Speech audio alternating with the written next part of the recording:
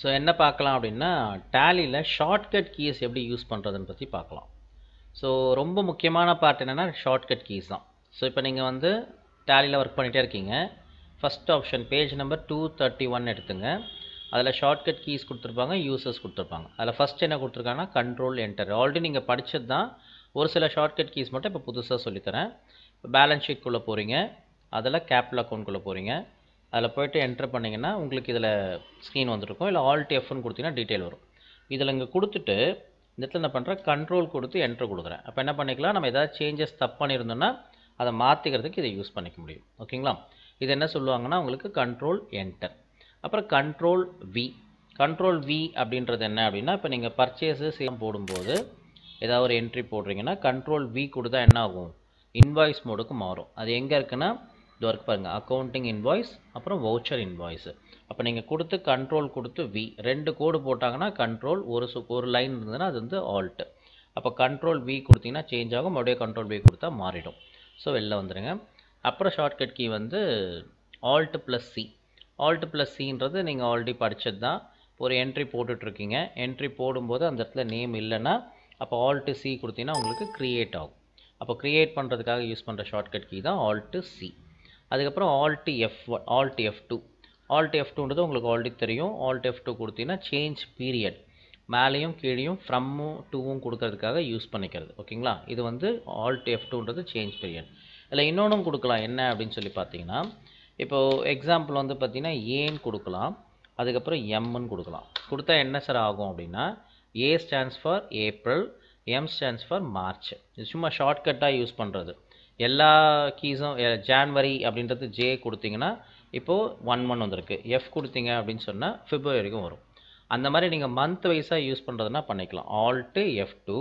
வழக்கமாக நம்ம கொடுத்தது space bar enter space bar இப்படி தான் கொடுப்போம்.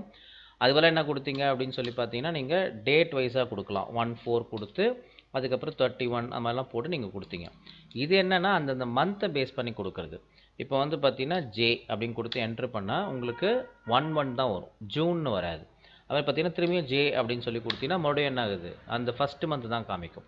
இது வந்து ஒருத்துக்கும் ஒரு கீஸ் கொடுத்துருக்காங்க. இப்போ நீங்கள் ஏன்னு கொடுத்தீங்கன்னா ஏப்ரல், எம்ன்னு கொடுத்தீங்கன்னா மார்ச், அந்த மாதிரியும் நீங்கள் செக் பண்ணிக்கலாம். ஏ மார்ச். ஸோ இது ஃபுல்லாக எல்லா என்ட்ரிஸும் மொத்தமாக வரும். ஓகேங்களா? சரி, இது வந்து பார்த்தீங்கன்னா உங்களுக்கு ஆல்ட் F2வில் சேஞ்ச் பீரியட். அதுக்கப்புறம் F1 கொடுத்தீங்கன்னா செலக்ட் கம்பெனி. அதே மாதிரி பார்த்தீங்கன்னா எனக்கு வேண்டாம், ஒரு கம்பெனி தேவையில்லை அப்படின்னு சொல்லி பார்த்தீங்கன்னா ஷட் பண்ணிக்கலாம். ஷட் பண்ணுறது அப்படின்னு சொல்ல என்னென்னு அப்படின்னா, எனக்கு கம்பெனியை க்ளோஸ் பண்ணுறது தான் ஷட் பண்ணுறது அப்படின்னு சொல்லுவாங்க. ஒரு சில டைமில் நீங்கள் ஒர்க் பண்ணும்போது என்ன ஆகும்னா, டேலியில் கம்பெனி எதனா ஓப்பன் பண்ணுறீங்கன்னா அப்போ என்ன ஆகும்னா கம்பெனி க்ளோஸ் ஆகிடும். அந்த மாதிரி டைமில் உங்களுக்கு ஃபைல்ஸ் எதுவும் எரர்லாம் காமிக்காது, நீங்கள் போட்ட என்ட்ரிஸ் எதுவும் மிஸ்டேக் ஆகாது.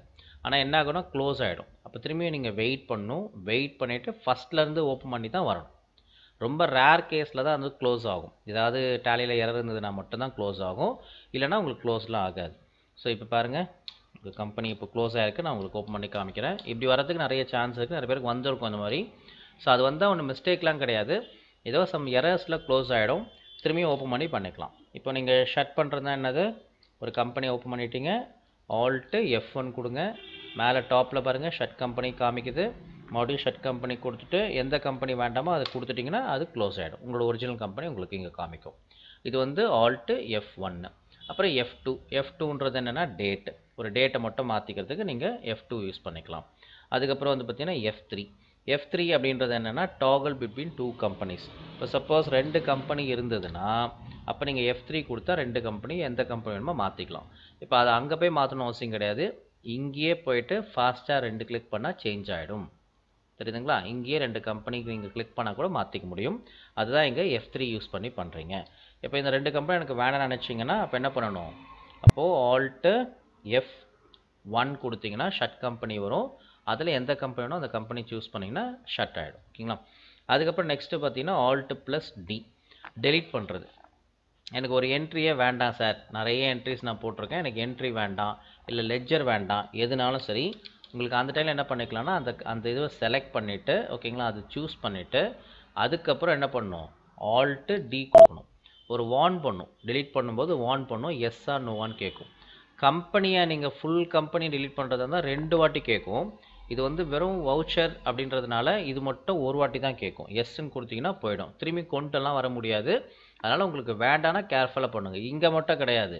ஈவன் நீங்கள் வந்து அக்கௌண்ட் இன்ஃபர்மேஷனில் போயிட்டு லெட்ஜரில் போயிட்டு ஆல்டருக்குள்ளே போனீங்கன்னா இந்த இதில் நேம்ஸ் இருக்குல்ல, இதில் செலக்ட் பண்ணி நீங்கள் டெலீட் பண்ணலாம். ஆனால் அதில் டெலீட் ஒரு சில டைமில் ஆகாது. என்ன காரணம் அப்படின்னா, நீங்கள் இந்த ஃபர்னிச்சர் சம்மந்தப்பட்டதோ இல்லை டெப்ரிசியேஷன் ஆஃப் ஃபர்னிச்சர் இல்லை வந்து இன்டெக் கம்ப்யூட்டர்ஸ் இன்ட்ரெஸ்ட்னு சொல்லிட்டு இந்த லெட்ஜரை எங்கேயாவது ஒரு வவுச்சரில் நீங்கள் போட்டிருந்தீங்கன்னா நீங்கள் டெலீட் கீ கொடுத்தீங்கன்னா ஆகாது. ஸோ டெலீட் கீ கொடுக்கறது அட்வைசபிள் கிடையாது. ஆனால் நீங்கள் பண்ண நினச்சிங்கன்னா கூட எலக்ட்ரிசிட்டி சார்ஜஸ் சம்மந்தப்பட்டு நீங்கள் கான்ட்ராலாம் போட்டிருப்பீங்க, இல்லைனா சிங்கிள் என்ட்ரியில் பேமெண்ட் மோட்லாம் போட்டிருப்போம். ஸோ அந்த மாதிரி நீங்கள் போட்டிருந்தீங்கன்னா இப்போ நீங்கள் ஆல்ட் டி கொடுத்தா கூட இங்கே ஆகாது. இதை கவனிச்சிங்க. இங்கேயும் பண்ணலாம், அங்கேயும் பண்ணலாம், ரெண்டு இடத்துலையும் பண்ண முடியும். வவுச்சரும் அதே ப்ரொசீஜர் தான் இங்கேயும். அது சம்மந்தப்பட்டு எதனா இருந்ததுன்னா கண்டிப்பாக டெலீட் ஆகாது. நீங்கள் நினச்சிக்காதீங்க டெலீட் ஆகலைன்னு நினச்சிக்காதீங்க, அப்படி கிடையவே கிடையாது. அதுக்கப்புறம் கண்ட்ரோல் ஏ. கண்ட்ரோல் ஏன்றது உங்களுக்கே தெரியும். ஏதாவது நீங்கள் என்ட்ரி போடுறீங்கன்னா கண்ட்ரோல் ஏ கொடுத்தா என்ன ஆகும், ஆட்டோமேட்டிக்காக அது சேவ் ஆகிட்டு வெளில வந்துடும். இப்போ என்ட்ரி எதுவுமே இல்லைன்றதுனால இந்த மாதிரி காமிக்குது. அதுக்கப்புறம் கண்ட்ரோல் கியூ. கண்ட்ரோல் கியூனா எந்த டீட்டெயிலும் கேட்காம சேவ் பண்ணாமல் ஜஸ்ட் வெளியில் மட்டும் வந்துடும். இது வந்து கண்ட்ரோல் கியூவோட யூசஸ். இது வரைக்கும் நீங்கள் ஆல்ரெடி பார்த்துருப்பீங்க. ஓகே.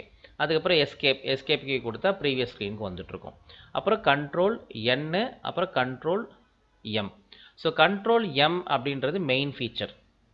கண்ட்ரோல் ப்ளஸ் எம் போட்டிருக்கு பார்த்தீங்களா, இது வந்து மெயின் ஃபீச்சர்னு சொல்லுவாங்க. கண்ட்ரோல் ப்ளஸ் என்னு போட்டிருக்கு பாருங்கள், இது வந்து நம்பருன்னு சொல்லுவாங்க, இல்லை கால்குலேட்டர்னு சொல்லுவாங்க. இங்கே வரணும்னா இங்கே போய் கிளிக் பண்ணுங்கள், இங்கே வரணும்னா இங்கே போய் கிளிக் பண்ணுங்கள். சப்போஸ் எனக்கு வந்து ஷார்ட்கட் கீ யூஸ் பண்ண போகிறீங்கன்னா கண்ட்ரோல் என் கொடுங்க, கீழே வரும். மேலே போகிறதா இருந்தால் கண்ட்ரோல் எம் கொடுங்க, மேலே போகும். ஓகேங்களா? சரி. இப்போ சப்போஸ் இங்கே இருக்கீங்க, மேலே போனோன்னா வெறும் எஸ்கேப் கீ கொடுத்தா கூட மேலே போயிடும். ஸோ எஸ்கேப் கீ கொடுத்தும் யூஸ் பண்ணிக்கலாம், இல்லை கண்ட்ரோல் என் கொடுத்தும் யூஸ் பண்ணிக்கலாம். சரி. இப்போ ஃபைனலாக என்ன பண்ண போகிறோம் அப்படின்னா, அந்த ஆல்ட் 2ன்னு இருக்கு பாருங்கள், இதுதான் நம்ம ஷார்ட்கட் கீயே யூஸ் பண்ண போகிறோம். இதான் நமக்கு ஆல்ரெடி தெரிஞ்ச ஒரு பார்ட் வந்து இதுதான். இந்த பார்ட் வந்து புதுசாக இப்போ பார்க்க போகிறோம். என்னன்னா ஆல்ட் 2, ஆல்ட் ஏ இதெல்லாம் புதுசாக பார்க்க போகிறோம். தெரிஞ்சது கிடையாது, இப்போ தான் ஃப்ரெஷ்ஷாக பார்க்க போகிறோம். டே புக்குள்ளே போகும். டே புக்கில் போய்ட்டு உங்களோட எல்லா என்ட்ரிஸும் முதல்ல கொண்டு வந்துட்டு இந்த கீழே உங்களுக்கு F4ன்னு கொடுத்துருக்கான். F4 நான் உங்களுக்கு ஆல்ரெடி சொல்லி கொடுத்துருக்கேன். எது வேணுமோ அதை நீங்கள் சூஸ் பண்ணிக்கலாம் அப்படின்னு சொல்லிட்டு அந்த வவுச்சரை சூஸ் பண்ணியாச்சு. 2 கான்ட்ரா என்ட்ரி மட்டும் இருக்குது. ஓகேங்களா? இப்போ ஆல்ட் 2 கொடுத்தா என்ன ஆகும் அப்படின்னா டூப்ளிகேட்டை வவுச்சர். இப்போ இந்த என்ட்ரி போட்டிருக்கேன், இதே மாதிரி நான் திரும்பி ஒரு என்ட்ரி போடுறதா இருந்தால் நான் ஃபஸ்ட்லேருந்து என்ன பண்ணணும், மறுபடியும் போயிட்டு ஒரு என்ட்ரியை போட்டு க்ரியேட் பண்ணி அதுக்கப்புறம் அதை சேவ் பண்ணணும். கரெக்டுங்களா? இப்போ என்ன பண்ணுறேன், ஸ்டேட் பேங்க் ஆஃப் இந்தியான்னு இருக்கா, இந்த இடத்துல கர்சர் இங்கே வச்சுட்டேன். இப்போது ஆல்ட்டு கொடுத்துட்டு அந்த இடத்துல 2 அப்படின்ற நம்பரை ப்ரெஸ் பண்ணுறேன். கொடுத்த உடனே பாருங்கள் மேலே டாப்பில் அக்கௌண்டிங் வவுச்சர் க்ரியேஷனில் டூப்ளிகேஷன் வந்திருக்கு பாருங்கள். இது வந்து புதுசாக நான் ஆல்ரெடி போட்டிருக்க என்ட்ரியை ஒரு டூப்ளிகேட் பண்ணுறேன். எதுக்குன்னா பழைய என்ட்ரி டிஸ்டர்ப் பண்ணவே கூடாது, அது அப்படியே தான் இருக்கணும். இங்கே கான்ட்ரா நம்பர் வந்து 1ன்னு தான் காமிக்கும். ஏன் அப்படின்னு சொன்னால் இப்போ இந்த இடத்துல ஃபஸ்ட் என்ட்ரி தான் போட்டிருக்கேன். சப்போஸ் இதை கிளிக் பண்ணிவிட்டு இதுக்கு நான் ஆல்ட் 2 கொடுத்தேன்னா என்ன ஆகுது பாருங்கள், கான்ட்ரா நம்பர் 2. ஏன்னா நான் எந்த என்ட்ரியில் வச்சுருக்கணும் அந்த நம்பர் தான் காமிக்கும். இப்போ 10 என்ட்ரி இருந்ததுன்னா 10 என்ட்ரியில் எந்த என்ட்ரி வேணுமோ அந்த என்ட்ரிக்கு யூஸ் பண்ணிக்கலாம். இதுதான் இந்த பார்ட் டூப்ளிகேஷனோட யூசஸ். சரி, டூப்ளிகேஷன் எதுக்கு சார் யூஸ் ஆகுது? நான் சிங்கிள் என்ட்ரி மோட் நோ கொடுத்துட்டேன். இந்த இடத்துல வந்து பார்த்தீங்கன்னா எஸ் ஆஸ் யூஷுவல் நான் கொடுத்து என்ட்ரு பண்ணிடுறேன்னு வச்சுங்க. எஸ்ன்னு கொடுத்தாச்சு, சேவ் பண்ணிக்கிறேன். இப்போ இங்கே வந்திருக்கு, அதே என்ட்ரி தான் போடுறேன். ஆனால் நான் செக்கிங்காக ஒரு அமௌண்ட் போட்டு பார்க்குறேன். எவ்வளோ அப்படின்னு சொல்லி பார்த்தீங்கன்னா ஒரு 7500 நான் போடுறேன். ஓகேங்களா? நெகட்டிவ் கேஷ் காலம்க்கு கொடுத்துட்டு சேவ் பண்ணிங்க. கண்ட்ரோல் ஏ அப்படின்னு கொடுத்தீங்கன்னா சேவ் ஆகிடுச்சு. இப்போ நான் வவுச்சரில் போய் நான் எங்கேயுமே போடவே இல்லை. டிஸ்பிளேயில் அங்கே ஜஸ்ட்டு அக்கௌண்டிங் வவுச்சர் போய் நான் எந்த என்ட்ரியும் போடல. டிஸ்பிளேயில் டே புக்கில் தான் ஒர்க் பண்ணுறேன். நான் இங்கேருந்தே என்ன பண்ணிக்கலாம், ஒரு டூப்ளிகேட் என்ட்ரியை க்ரியேட் பண்ணிக்கலாம். அங்கே போய் போடுறதுக்கு பதிலாக நான் அங்கேருந்து போடுற என்ட்ரியை நான் இங்கேருந்தே க்ரியேட் பண்ணிக்கலாம். அதான் டிஸ்பிளே டே புக்கில் அட்வான்டேஜ். அதுக்கு ஷார்ட்கட் கீ ஆல்ட் 2. இப்போ தேர்ட் என்ட்ரி பாருங்கள், நான் போடவே இல்லை, இப்போ போட்டது தான் தேர்ட் என்ட்ரி 7500. மறுபடியும் இப்போ நான் ஆல்ட் 2 கொடுத்தா பாருங்கள், கான்ட்ரா நம்பர் 3 காமிக்குதுங்களா, டூப்ளிகேஷன் வந்திருக்கா, அந்த நேம் அப்படிங்க வருதா. இங்கே என்ன பண்ணுறேன் அப்படின்னு சொன்னால் 98,000 போடுறேன். இப்போ 98,000 போட்டு சேவ் பண்ணிக்கிறேன். சேவ் பண்ணி முடிச்சோடனே பாருங்கள் 98,000 தெரியுதுங்களா. இதுதான் டூப்ளிகேஷன் சொல்லுவாங்க. எனக்கு இந்த என்ட்ரி வேண்டான்னா ஆல்ட் டி எஸ், மறுபடியும் இதுவும் வேண்டாம், ஆல்ட் டி எஸ். புரியுதுங்களா? ஸோ இதெல்லாம் வந்து நம்ம க்ரியேட் பண்ண புதுசாக வரக்கூடிய அந்த டூப்ளிகேட் என்ட்ரி. சரி, நெக்ஸ்ட் என்ட்ரி என்ன போட்டிருக்கு பாருங்கள், alt plus A to add a new voucher. New வவுச்சர்னா இப்போ நான் 2 என்ட்ரி போட்டிருக்கேன். இப்போ உங்களுக்கு எக்ஸாம்பிள் சம்மில் எக்ஸைஸ் சம்மில் கொடுக்கும்போது ஒரு 4 என்ட்ரி கொடுத்துருக்காங்க. நீங்கள் 3 தான் போட்டிருக்கீங்க. நான் ஏன் இந்த ஸ்க்ரீனில் இங்கே வந்து காமிக்கிறேன் அப்படின்னு சொன்னேன்னா ரீசன்னா, இப்போ நான் Alt F2 கொடுத்து ஃபுல்லாக போட்டேன்னு வச்சுங்களேன், உங்களுக்கு வந்து எல்லாமே தெரியாது. நம்ம எந்தெந்த என்ட்ரி பண்ணுறோம், எது பண்ணல அப்படின்னு எதுவுமே தெரியாது. அதுக்காக நான் ஸ்பெசிஃபிக்காக அந்த F4 யூஸ் பண்ணி பண்ணுறேன். நீங்கள் ஒர்க் பண்ணும்போது அப்படியே கூட பண்ணலாம். ஏன்னா இங்கே நிறைய என்ட்ரிஸ் இருக்கா, அப்போ உங்களுக்கு பார்க்குறதுக்கு எந்த என்ட்ரி அப்படின்லாம் தெரியாததுக்கு கொஞ்சம் கஷ்டமாக இருக்கும். ஏன்னா அது டேட் வைஸாக மாறிட்டே இருக்கும், உங்களுக்கு பார்க்குறதுக்கு புரியாது. அந்த ரீசன்னால் நான் தனியாக F4 சூஸ் பண்ணி ஒரு பர்டிகுலர் வவுச்சர் மட்டும் சூஸ் பண்ணி போடுறேன். சரி, இப்போ என்ன பார்க்க போகிறோம்னா Alt +A. Alt +A அப்படின்னா என்ன அப்படின்னு சொல்லி பார்த்தீங்கன்னா, Alt Aன்றது ஆட் அ வவுச்சர். இப்போ ஆட் அ வவுச்சர் அப்படின்னா ஒரு வவுச்சரை புதுசாக ஆட் பண்ணிக்கலாம். எப்படி சார் புதுசாக ஆட் பண்ணிக்கலாம் அப்படின்னா, இப்போ வழக்கமாக என்ன பண்ணுவீங்க, ஒரு வவுச்சர் நீங்கள் ஆட் பண்ணணும், புதுசாக க்ரியேட் பண்ண என்ன பண்ணுவீங்க, வெளியில் வந்துட்டு அக்கௌண்டிங் வவுச்சரில் போயிட்டு கான்ட்ரானா கான்ட்ரா, பேமெண்ட்னா பேமெண்ட்டு, ரெசிப்ட்னா ரெசிப்ட்டு, ஜேர்னல்னா ஜேர்னல், சேல்ஸு, இது மாதிரி நிறைய நீங்கள் யூஸ் பண்ணிட்டே வருவீங்க. கரெக்டுங்களா? அதுக்கு பதிலாக என்ன பண்ணுறேன், டிஸ்பிளே போகிறேன், டே புக் போகிறேன். இங்கே என்னோடய எல்லா என்ட்ரிஸும் இங்கேயே இருக்குது. இங்கே நான் சூஸ் பண்ணிக்கிறேன். சூஸ் பண்ணி ஒரு கான்ட்ராலையோ இல்லை வந்து பேமெண்ட்லேயோ இல்லை வந்து ரெசிப்ட்லேயோ ஏதோ ஒரு இடத்துல நல்லா கவனிச்சிங்க. கான்ட்ராவாக இருக்கலாம், பேமெண்ட்டாக இருக்கலாம், ரெசிப்டாக இருக்கலாம், சேல்ஸாக இருக்கலாம், எது வேணால் இருந்துக்கலாம். இப்போ எனக்கு டெலிவரி நோட்டு தேவைப்படுது, இங்கே செலக்ட் பண்ணுறேன். செலக்ட் பண்ணிவிட்டு Alt A கொடுத்தேன்னா டெலிவரி நோட்டுன்னு போட்டு அடுத்த என்ட்ரியை நம்ம அங்கே போய் பண்ணுறதுக்கு பதிலாக இங்கேருந்தே பண்ணிக்கலாம். இது என்ன சொல்லுவாங்கன்னா ஆட் அ வவுச்சர் அப்படின்னு சொல்லுவாங்க. ஒரு வவுச்சரை நீங்கள் அங்கே போய் பண்ணுறது, ஆனால் இங்கே என்ன பேர் போட்டிருக்கோன்னா செகண்ட்ரின்னு போட்டிருக்கோம். செகண்ட்ரின்றதெல்லாம் சேம் தான், அதே தான். ஆனால் எங்கேருந்து பண்ண முடியும் அப்படின்னு சொல்லி பார்த்தீங்கன்னா, உங்களுக்கு வந்து நீங்கள் இன்ஸ்டெட் ஆஃப் வவுச்சரில் போய் பண்ணுறதுக்கு பதிலாக டிஸ்பிளே டே புக்கில் இருந்து அங்கேருந்தே பண்ணிக்கலாம். அதுக்கு Alt A அப்படின்ற ஆப்ஷன் தரணும். சரி, இப்போ நான் டெலிவரி நோட்டை செலக்ட் பண்ணிவிட்டு Alt A கொடுத்தா அது வந்திருக்கு. கரெக்டுங்களா? சரி, இதையே இப்போ நான் டெலிவரி நோட்டு சூஸ் பண்ணாமல் பர்ச்சேஸ்ன்னு சூஸ் பண்ணுறேன். பர்ச்சேஸை கிளிக் பண்ணிவிட்டு Alt A கொடுக்குறேன். நான் அது பாருங்க, அதோட கடைசி என்ட்ரி காமிக்கும். ஆல்ரெடி பர்ச்சேஸில் வந்து பார்த்தீங்க அப்படின்னு சொன்னால் உங்களுக்கு வந்து 2 என்ட்ரி இருந்ததுன்னா அதோட லாஸ்ட் என்ட்ரி இப்போ பாருங்கள், பேமெண்ட் வந்து பார்த்தீங்கன்னா 6வது என்ட்ரி காமிக்குது. இப்போ நான் Alt A அப்படின்னு கொடுக்குறேன். அப்போ Alt Aன்னு கொடுத்த உடனே என்ன இருக்குது அப்படின்னு சொல்லி பார்த்தீங்கன்னா, பேமெண்ட்டில் 7th என்ட்ரி வருது. இங்கே செகண்ட்ரின்னு காமிக்கும். எப்படி நம்ம அங்கே போய் பேமெண்ட் போடுறதுக்கு பதிலாக இங்கேருந்தே போடுறதுக்காக யூஸ் பண்ணுறது தான் இந்த Alt A அப்படின்னு சொல்லுவாங்க. அப்புறம் Alt P அப்படின்றது என்னென்னா பிரிண்ட் பண்ணுறது. இப்போ நான் கொடுத்துட்டு எங்கள் ஸ்க்ரீன்லேருந்து எந்த வவுச்சர்லேருந்து கிளிக் பண்ணிவிட்டு Alt Pன்னு கொடுக்குறோனோ உடனே அந்த ஸ்க்ரீன் அங்கே மாதிரி சேஞ்ச் ஆகிடும். இது என்னென்னா பிரிண்ட்டுன்னு கொடுத்து எஸ் ஆர் நோன்னு கேட்கும். நோன் கொடுத்தா கண்டென்ஸ்டு டீட்டெயில். கண்டென்ஸ்டுன்றது வந்து பார்த்தீங்கன்னா ஜஸ்ட் அந்த சிங்கிள் லைன் மட்டும் காமிக்குது. டீட்டெயில் கொடுத்தீங்க அப்படின்னு சொன்னால் உங்களுக்கு டீட்டெயிலாக ஃபுல்லாக வந்துடும் எல்லாமே. அப்புறம் நரேஷன் வேணுமா, yes. Show bill wise details also, yes. Cost centre, inventory, அப்படியே கீழே வந்தீங்க அப்படின்னு சொன்னால் ஷோ வவுச்சரில் அக்கௌண்டிங் வவுச்சர் மட்டுமா, இன்வென்ட்ரி வவுச்சர் மட்டுமா, ஆல் வவுச்சரா, இதெல்லாம் பிரிண்டிங்கோட கான்ஃபிகரேஷன். இது ஆல்ரெடி பிரிண்டர் இருந்தால் மட்டும்தான் உங்களுக்கு பிரிண்ட்டு வரும். இது தெரியறதுக்காக உங்களுக்கு பிரிண்ட் இந்த ஆப்ஷன் சொல்லித்தரேன். ஓகேங்களா? ஸோ இதுதான் வந்து Alt P. இது நீங்கள் எந்த ஸ்க்ரீன்லேருந்து வேணால் Alt P கொடுக்கலாம். அப்படி இல்லை அப்படின்னு சொன்னால் இங்கே மேலேயே கூட பாருங்கள், இங்கே டாப்பில் பிரிண்ட்டுன்னு போட்டிருக்கோம், இதுவும் கொடுக்கலாம். இது வந்து இந்த என்ட்ரி அப்படின்ற மாதிரிலாம் நான் மீன் பண்ணவே இல்லை. ஜஸ்ட் என்ன மீன் பண்ணியிருக்கேன், ஒரு கொடுத்துருக்க பார்ட்டை வந்து பார்த்தீங்கன்னா இங்கேருந்தே அப்படியே பிரிண்ட்டு கொடுத்தா போதும். இந்த பர்டிகுலர் என்ட்ரி மட்டும் அப்படின்னு நான் மீன் பண்ணல. நான் கொடுக்குறது பிரிண்ட்டு ஜென்ரலாக கொடுக்குறேன். அப்போ பர்டிகுலர் என்ட்ரி மட்டும் வேணால் நீங்கள் F4 கொடுத்து பிரிண்ட் கொடுத்துக்கலாம். F4 கொடுத்து அந்த பர்டிகுலர் வவுச்சரை மட்டும் செலக்ட் பண்ணி அப்புறம் பிரிண்ட் கொடுங்க. ஓகேங்களா? இல்லை டேட்டை சூஸ் பண்ணி டேட்லேருந்து பிரிண்ட் கொடுங்க, அப்படி பண்ணிக்கலாம். நீங்கள் பிரிண்ட்டும் கொடுத்தா இந்த ஸ்க்ரீனில் என்ன காமிக்குதோ பிரிண்ட் வரும், அவ்வளோதான். அதோட வேலை. ஸோ இது மட்டும் தான் அது ஃபாலோ பண்ண போகிறாங்க. அப்புறம் நெக்ஸ்ட்டு பார்த்தீங்கன்னா Alt R.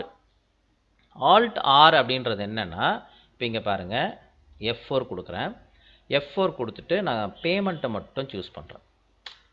இது ஃபுல்லாக பேமெண்ட். கரெக்டுங்களா? இப்போது Alt Rன்னு கொடுத்தா remove each line from the report. எனக்கு இப்போ ஒரு 10 என்ட்ரி இருக்குது, எனக்கு ஒரு சில என்ட்ரிலாம் வேண்டாம், எனக்கு அதை ரிமூவ் பண்ணிவிட்டு வியூ பார்க்கணுன்னு நினச்சிங்கன்னா Alt F1ல் உங்களுக்கு Alt F1 கொடுத்தா டீட்டெயிலாக வரும். கரெக்டுங்களா? எனக்கு 10 என்ட்ரியில் வந்து பார்த்தீங்கன்னா எனக்கு ஒரு 3 என்ட்ரி தான் தேவைப்படுது, மற்றதெல்லாம் வேண்டாம்னு நினச்சிங்கன்னா Alt கொடுத்துட்டு R அப்படின்னு கொடுங்க. அப்போ எந்த என்ட்ரி நான் கிளிக் பண்ணோம் அது போயிடும். திரும்பியும் Alt R, திரும்பியும் Alt R, திரும்பியும் Alt R. போயிடுச்சிங்களா? இப்போ 1 2 3 4 5 6 மட்டும் தான் இருக்குது.